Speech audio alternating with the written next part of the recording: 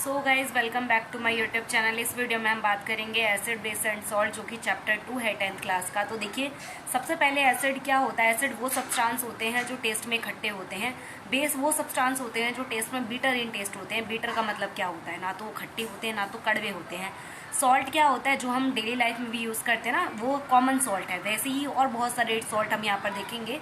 तो चलिए इसको स्टार्ट करते हैं। ये तो बचपन से पढ़ते आ रहे हैं। अब एसिड क्या है, ऐसे सब्सटेंस जो एक्वस सॉल्यूशन में घुलने के बाद H+ आयन देंगे उन्हें हम बोलते हैं एसिड। और जो सब्सटेंस किसी एक्वस सॉल्यूशन में घुलने के बाद आपको OH- आयन दे उसे हम कहते हैं बेस। और जो ज़्यादा अमाउंट में H+ आयन प्रोड्यूस करेंगे उसे बोलेंगे स्ट्रॉन्ग एसिड। जो लेस अमाउंट में H+ आयन प्रोड्यूस करेंगे उसे बोलेंगे वीक एसिड। जो लेस अमाउंट में OH- आयन देंगे उसे बोलेंगे हम वीक बेस। जो OH- आयन लार्ज अमाउंट में देंगे उसे हम बोलेंगे स्ट्रॉन्ग बेस। ये सारे कॉन्सेप्ट क्लियर है। आगे चलते हैं। आगे आते हैं हमारे यहाँ पर, देखो इसके बाद मैं रिएक्शन इस वीडियो में नहीं क्लियर करूंगी, क्योंकि रिएक्शन में काफ़ी ज़्यादा टाइम लग जाएगा और उसके लिए आप चाहते हैं तो मैं एक सेपरेट अलग से एक वीडियो बना दूंगी जितने भी रिएक्शंस हैं उनके लिए। देखो किस तरीके से रिएक्ट करते हैं। इसमें एक इंपॉर्टेंट रिएक्शन है, वो मैं आपको बता देती हूँ, न्यूट्रलाइजेशन रिएक्शन। न्यूट्रलाइजेशन रिएक्शन वो रिएक्शन होती है जिसमें एसिड और बेस मिलकर सॉल्ट और वाटर बनाते हैं, उसे हम कहते हैं न्यूट्रलाइजेशन रिएक्शन। देन उसके बाद चलते हैं हम यहाँ पर, देखो यस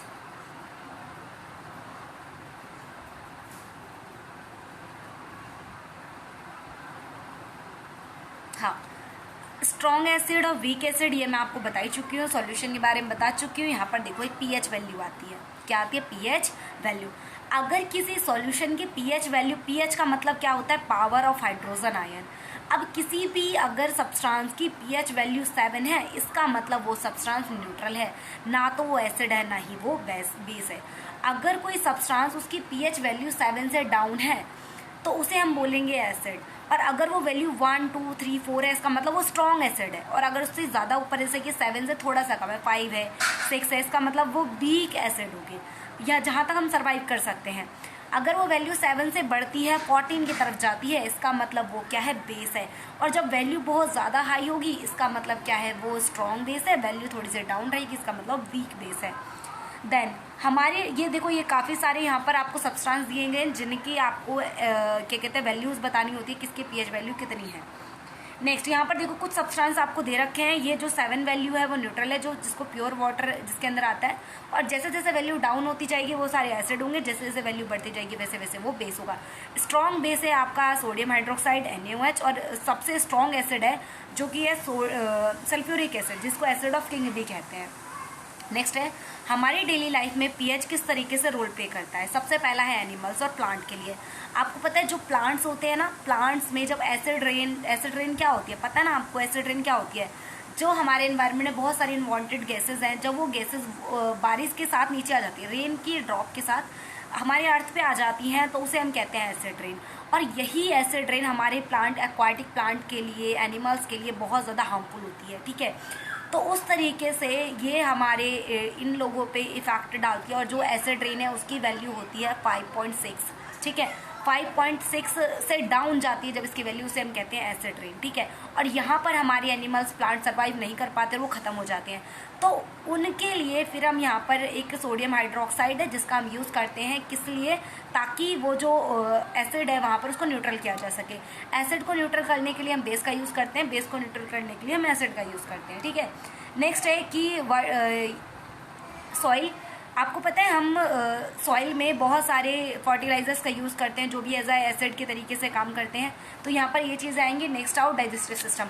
जब हम खाना खाते हैं तो हमारे स्टमच में एसिडिटी होने लग जाती है। इसका मतलब जब हमारी बॉडी में पीएच लेवल डाउन चला जाता है, किसका? एसिड का लेवल अगर बढ़ेगा ना, एसिड का लेवल डाउन जाएगा तो हम बोलेंगे एसिडिटी। और जब ये लेवल, हमें देखो एसिड ज़्यादा हो रहा है ना, उस एसिड को न्यूट्रल करने के लिए हम बेस का यूज़ करना पड़ेगा।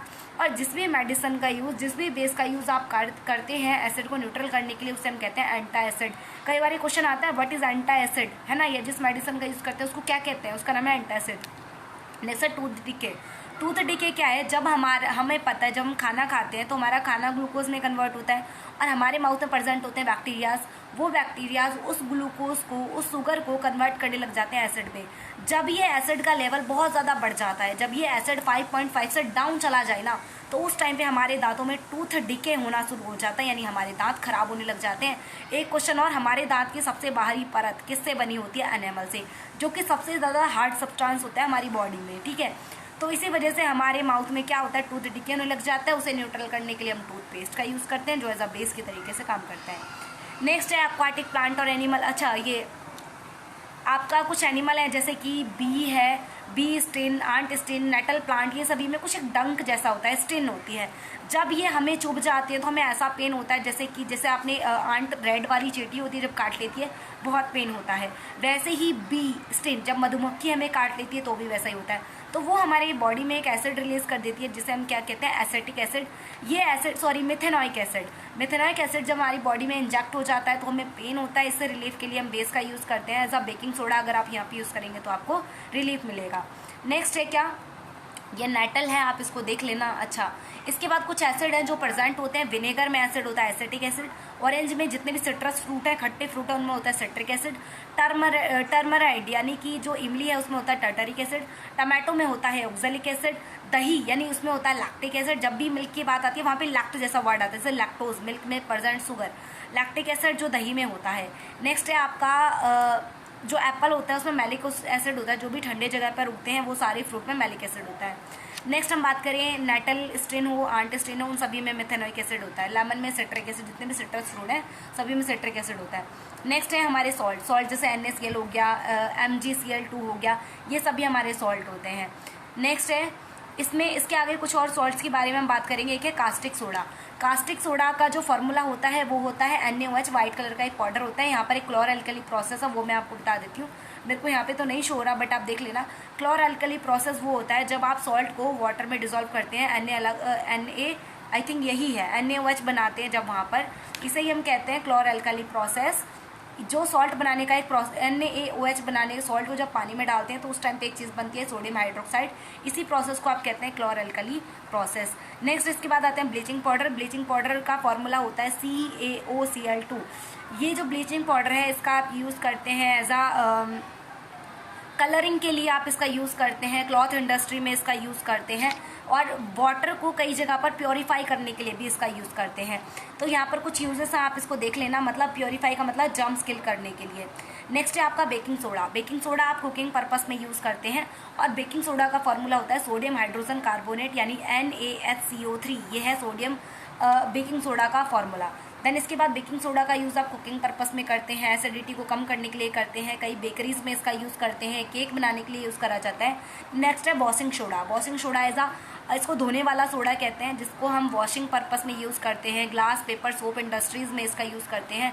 डिटर्जेंट, केक बनाने के लिए इसका यूज़ करते हैं। इसका फॉर्मूला होता है Na2CO3 .10 मोल ऑफ वाटर, यानी कि ये है sodium carbonate sodium by carbonate और .10 मोल ऑफ वाटर, ये इसका फॉर्मूला होता है। मैंने इसके यूजेस बता दिए हैं। नेक्स्ट है आपका एक है plaster of Paris. Most important question, plaster of Paris का फॉर्मूला होता है CaSO4 यानी calcium sulphate .1/2 mole of water. जो प्लास्टर ऑफ पेरिस होता है यानी POP होता है, इसमें 1/2 मोल ऑफ वाटर होता है। वहीं अगर बोलूँ जिप्सम, तो जिप्सम के अंदर होता है आपका 2 मोल ऑफ वाटर, ठीक है। उसमें 2 मोल ऑफ वाटर होता है, इसमें होता है 1/2 मोल ऑफ वाटर, यानी जिप्सम में पानी ज़्यादा होता है। अब जिस चीज़ में पानी ज़्यादा होगा कम करने के लिए क्या करेंगे, हीट करेंगे।